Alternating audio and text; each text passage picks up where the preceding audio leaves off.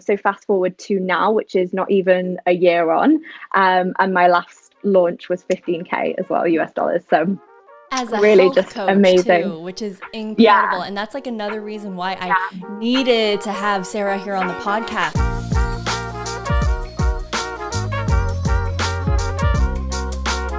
Hello, Sarah. Welcome to the Turn Your Followers into Clients podcast. I am so excited to have you here.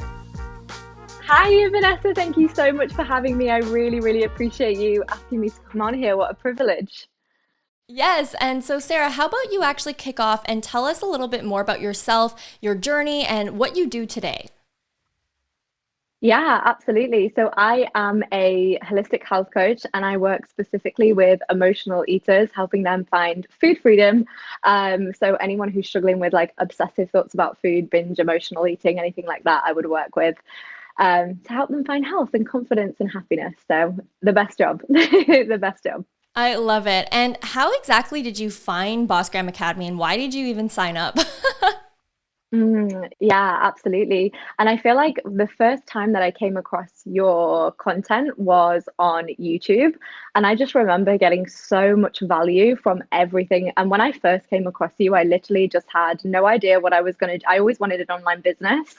And when I came across you, it was when I wasn't really sure if even coaching was right for me. I knew that I was really passionate about health, but I didn't really know what road I was going to go down. And I came across your content, which was just so much value, and I just remember being mind blown by some of your videos, and I think it took me a while to get to the point where I realized that you have a program, and I was like, wow, this is going to walk me through the process of not having a flipping clue what I'm doing to being really clear on where I want to go, and building a business basically. So yeah, YouTube. Right. And so when you started, like, were you just kind of working in corporate at the time or were you kind of in the health space? Can you just tell us more about like where you were at when you first found me? Yeah, absolutely. So I was actually I was in a job. I've always worked in sales and recruitment, so not anything to do with health. I was always in like really high pressure roles in an office, which just wasn't suiting me at all. Although I loved that, high energy, and I had that kind of fast paced. I like that style of work. At the same time, I was feeling really, really unfulfilled. I knew I wanted my own business. So I was also on the side doing network marketing, working for a health company, which I did really enjoy. But I wasn't making any money. And I just felt really frustrated because I wanted my own business. I wanted something that was mine. And so I wasn't massively fulfilled. And that's when I came across your content and realized, oh my gosh, why don't I just build my own online business?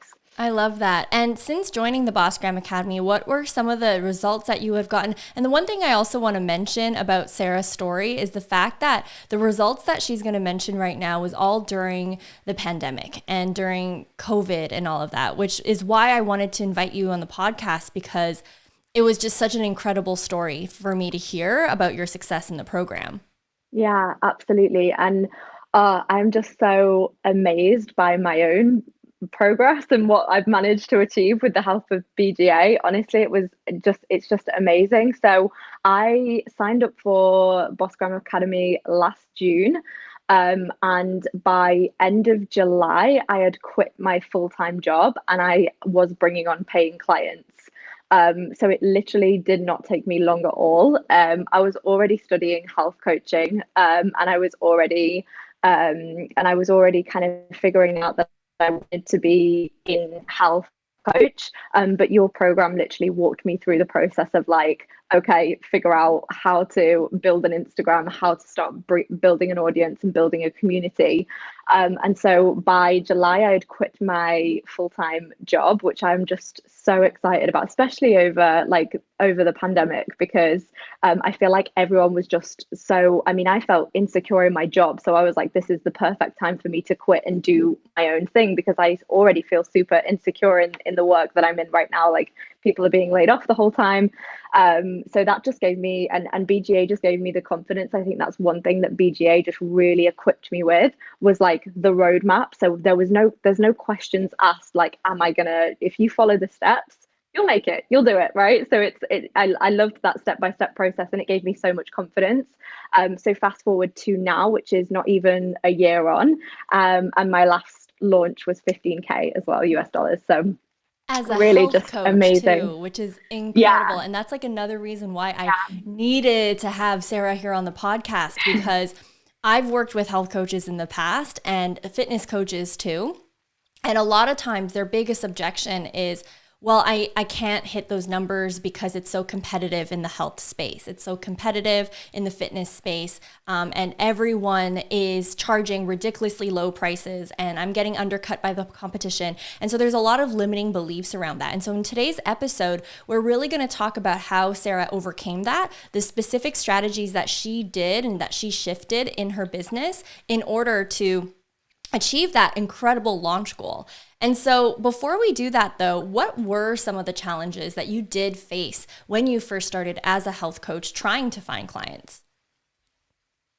Yeah, absolutely. And I think the toughest thing was for me was just figuring out who needed my help, right? Because obviously there's nobody on Instagram who's posting, "Hey, I struggle with emotional eating," and putting it on their profile.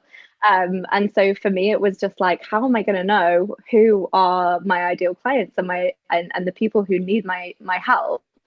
And I guess how do I speak to those people specifically? Like how does that work? How can I communicate with them, and how can I put myself out there specifically for those people? So that was something that I was really concerned about whether I'd be able to do.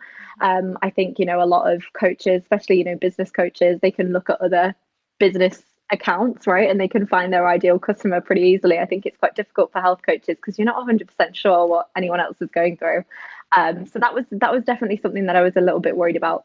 Absolutely. And I also know that you mentioned that, there was a misconception that you believe too, that health coaches can't make a lot of money. And also the fact that it's really hard to communicate those like intangible results. It's not like a business coach that's promising you 10K months or whatever else. And you weren't necessarily doing fitness either, right? Because fitness, you can say you can lose 15 Yeah, pounds and all that. Yours is more holistic health coaching. And so how did yeah, you yeah. overcome these challenges that you were going through initially? Yeah, absolutely, absolutely. And I think that, yeah, first of all, I thought that it was just going to be impossible to charge like high ticket for the kind of work that I did. And I think there's a few limiting beliefs under the surface there. First of all, you think that because you're a caregiver and you're someone who is, gives health support, that like anyone who's in that kind of realm always feels like, oh, they feel bad for charging money for doing something that's just like good for someone's health. So there was that. And then also, of course, the fact that it's intangible, right? So I don't say to clients like, you're going to lose this much weight or this is going to be the result that you get. It's very much, it's very, like you say, it's very intangible. So you're not able to just say like, this is the direct result that you're going to get. I guess the best that I could have done was help someone stop emotional eating, help someone stop binge eating, but it's really, really difficult to communicate that. And I think that caused a lot of, I guess that caused a lot of confusion for me. Like, how do I put this across, and how can I put the result across? When it's something that's so holistic and not tangible. And I think the way that BGA really kind of outlines the importance of doing all of that market research. That was something that I just found so valuable, because it really helps you get to know your ideal client and exactly what they're struggling with and exactly what they need support with, right? Because so many people, they start businesses and then they have no idea like what that person actually needs, what that person wants support with. They're just literally kind of guessing and thinking, out of thin air, like, what is it that I can help these people with? Whereas I think a big part of your program and the thing that I enjoyed most and the thing that I got so much value from, was going out and doing the market research, which you put out so well in terms of like figuring out like exactly what questions do I need to ask people to get the information that I need to build the program that's going to be as transformational as possible for everyone who needs my help. I love that. And actually, one more thing too is because your niche is surrounding emotional eating, I've actually worked with a client before who also had the same niche. And one of the main problems or objections that she had when she was in this was she was mentioning how it was such a sensitive topic and she was kind of afraid to even ask the questions. I wonder if you ever had those similar fears of like overstepping, because as someone who's also gotten through an eating disorder in the past, it's a very sensitive topic for a lot of people. And so I'm wondering, like, how did you maneuver that conversation? Because a 15K launch is a big deal. That's like a good amount of Yeah. people that are, you either had a lot of volume or you're charging really high ticket. Either way, you need people to really believe in you and also open up to you. And so how did you Yeah. actually do that? Because it's such a sensitive topic. Yeah, absolutely. And to be honest with you, I've got to disagree and say that I didn't struggle with that at all. I love that. And I think the reason for that is because of the way that I structured content, obviously following the BGA method there, is the way that I structure my content was very much surrounded by the things that my ideal client was already struggling with. So I'm already opening the door by putting out content that is really relatable for my clients. But also from my own journey as well and my own struggles with food. I think as soon as you put out content that says, "Hey, I'm totally here for this and here for this conversation," and I think because I was able to put out that kind of content, I think people, it was getting to the point where I was DMing someone and they just would open up to me straight away because they know they can feel that I'm the kind of person that they need to speak to about this, right? So I think the content was a really important piece to the puzzle for that. But I've got to say, yeah, I've not really struggled with that at all. So yeah, that's down to you and the content strategy for sure. That was I helpful. love your mindset around it. And I also love how you specifically mentioned DMs, because I think that if I could compare you and the other person who I'm referring to, is the fact that for you, I'm assuming that you invited a lot of people to DM you, and you also probably didn't let vanity metrics get in the way of you thinking that, hey, no one's commenting publicly on my post, therefore no one's interested. Because I think that, the mindset difference is, if I could compare, the other person that I'm thinking of is, she would think that, hey, nobody's commenting, and therefore I won't be successful with this. And therefore no one's watching. Therefore no one's listening. And it's so right what you're saying. I'm glad you mentioned DMs, because especially if you are coaching on something that is a sensitive topic for other people, of course they're not going to publicly comment on it because they might be embarrassed. They might want to have a private conversation instead. And so this is where your success metrics also need to be shifted. And especially if you are in a similar niche to Sarah, where it's very sensitive, it might take someone a little bit longer to want to speak up and to want to initiate conversation. That like buying cycle might be a little bit longer, but it doesn't mean that it's not possible. And so that's why I think that your success story is so great, because you've been so consistent with your content and your door is always open. And so people just know that when they're ready, they can reach out to you. Yeah, yeah, I love what you just said there about that. And I think it's so, so important that people, yeah, you don't get too sort of worried about what the metrics are in terms of likes and comments. Because honestly, there's been some times where I've thought, oh my gosh, this post is like flopped and it's not done very well. And then, someone will mention down the line, oh, it was this post that really made me reach out and message you, and it was that when it clicked for me. And to put it into perspective as well, think about like the amount of times that I scroll through Instagram, and I mean, Vanessa, no offense, your content is absolutely incredible, but I don't think I've physically gone and liked and commented on many of your things, and it's not because I don't enjoy it. It was obviously really helpful. I'm a client of yours, right? I invested in your program, but it's just because for some people it just doesn't cross their mind, or it's so busy, you're so busy thinking about the content that you just didn't get a chance to, engage with it in any way.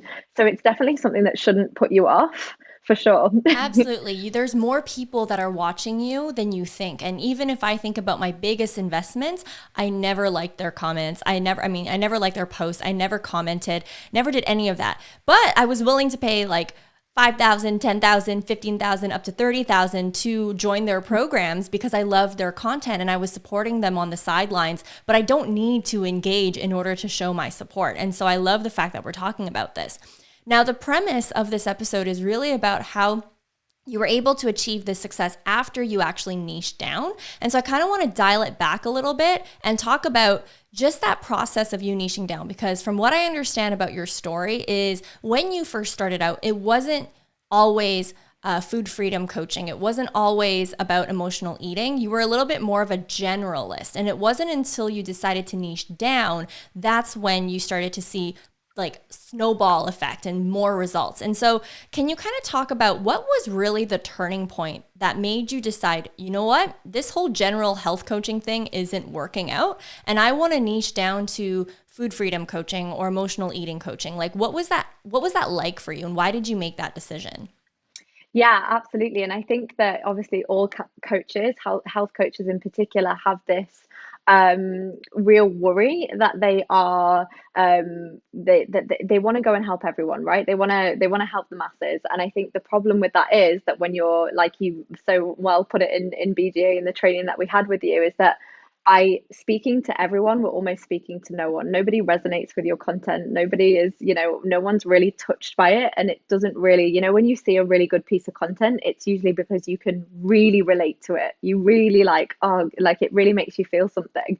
And I feel like that was the turning point for me where I was literally like this is, I'm not talking to anyone, I'm not actually speaking to a specific problem, and everyone's kind of reading, and it's all like really good general advice, but no one's really getting like touched by it.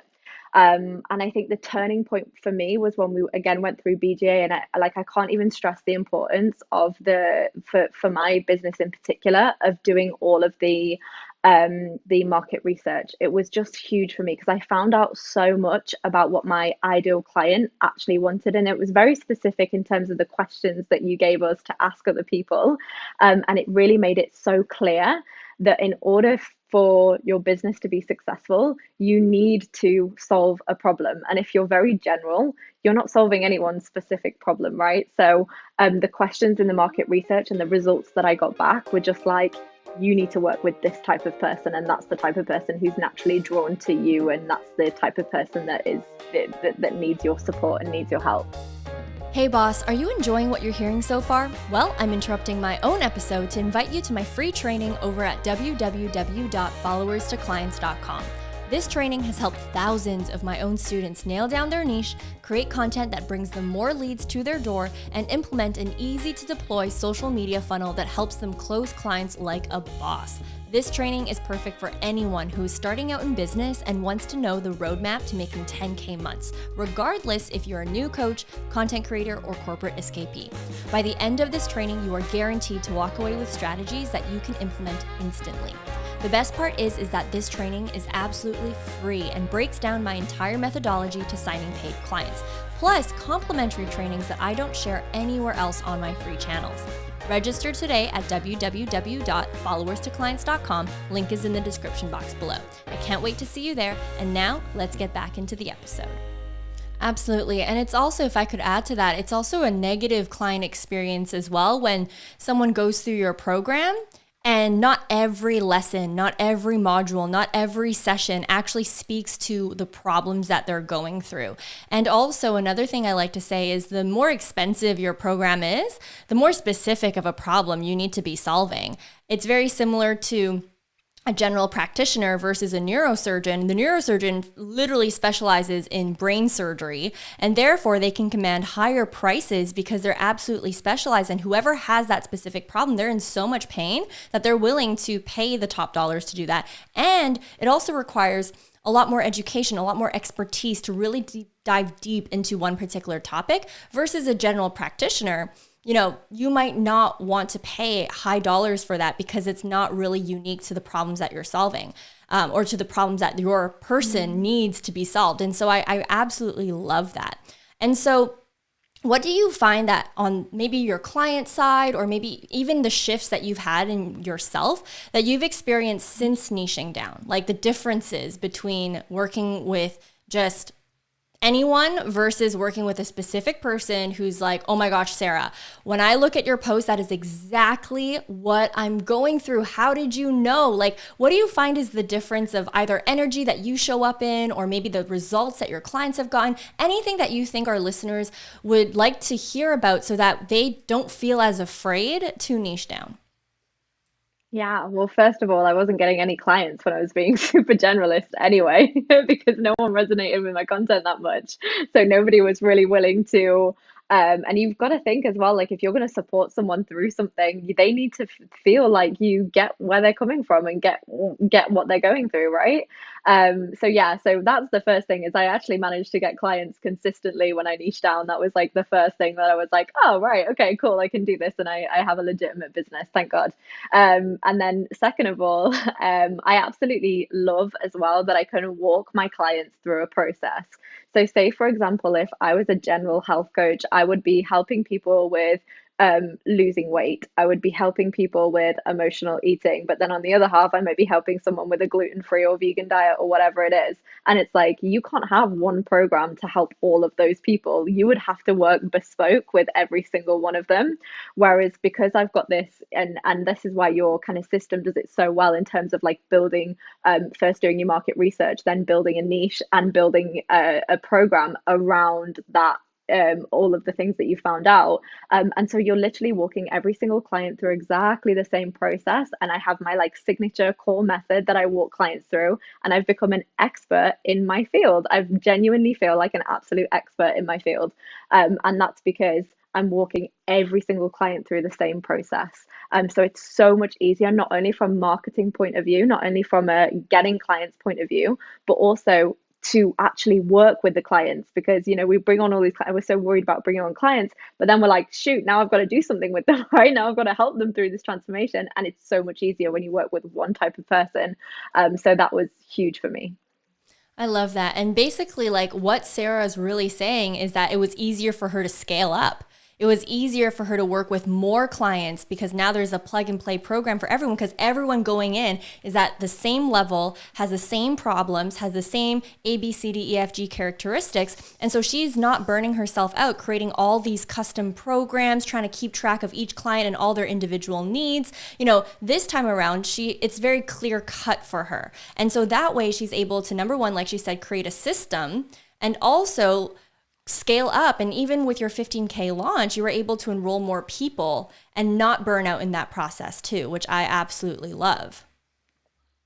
Yeah, it's absolutely amazing. And it also means that, you really look like an expert in your field when you have your signature method, in the same way that you have with BGA, where you're like, this is the process that I'm going to walk you through. Because a lot of the time as well, like people don't know what they need, but if they knew what they needed, they'd be able to get themselves out of the problem that they're in, right? So a lot of the emotional eaters that I work with are doing the wrong things to try and support their emotional eating, and it's actually having the opposite effect. In the same way that you're working with clients, Vanessa, and you're in a situation where you keep seeing everyone doing the wrong thing, and it's like, no, this method works, and I'm going to walk you through this method, and I'll show. And you almost need to, as a coach, take the lead. Your job isn't to kind of sit there and hope to God that they figure out results, right? You need to build a system and build a program that helps them get that transformation. And I think that's what I managed to master. And then obviously all the testimonials came rolling in because of that. And that in turn helps you with gaining more visibility for your business, gaining more clients and things like that. So it just was a game changer for me, for sure. Yeah. And, piggybacking off of what you mentioned about building expertise and getting more visibility, another good example that I like to convince people with when it comes to niching down is when you niche down, like Sarah said, you become more of an expert. And also, let's say someone's hosting a conference or a speaking event, and they need a very specific expert to come in and talk about a topic. You're going to be looked at more favorably than someone who's a generalist, because someone who's hosting that speaking conference, whether it's a virtual summit or something in person, they're going to be like, well, I don't really know what Sarah's about. Like, she sometimes talks about this topic and then she sometimes talks about that topic, but I'm not really sure if she'd be a good fit for our conference who's looking for a specific person and has a specific audience at that conference. So you actually lose a lot more opportunities when you become a generalist. And then another thing too is I love that we're talking about client experience, but even because I was also a generalist when I started, the first rendition of BGA was basically an Instagram program for anyone, whether that was graphic designers, e commerce businesses, health coaches, didn't matter. And in fact, you're going to get way more dissatisfied customers refund requests because people are like, well, I went into this program and I thought that it would be for a graphic designer, but I'm not really getting a lot of use out of it because you're also trying to cater to these health coaches and giving advice for health coaches that don't apply to me, and yada yada yada. And so you actually end up getting more dissatisfied customers as well. And so I love that we're talking about all of this. And so one more question about you, because I know your journey pretty well in terms of the struggles that you went through, and I want to just milk it all for this interview so everyone can just hear how you overcame everything, is pricing. And so even before we hopped on this interview, Sarah and I were just talking about the big misconception in the health coaching space or the fitness coaching space that, I can't charge the prices that I want because my competition undercuts me and all of that. And it's very competitive. Can you walk us through your process of just how you began to raise your prices? Yeah, absolutely.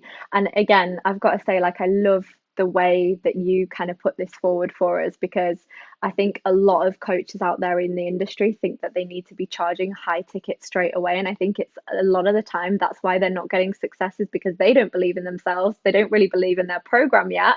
They don't believe in what they're giving out, and they haven't had any results yet.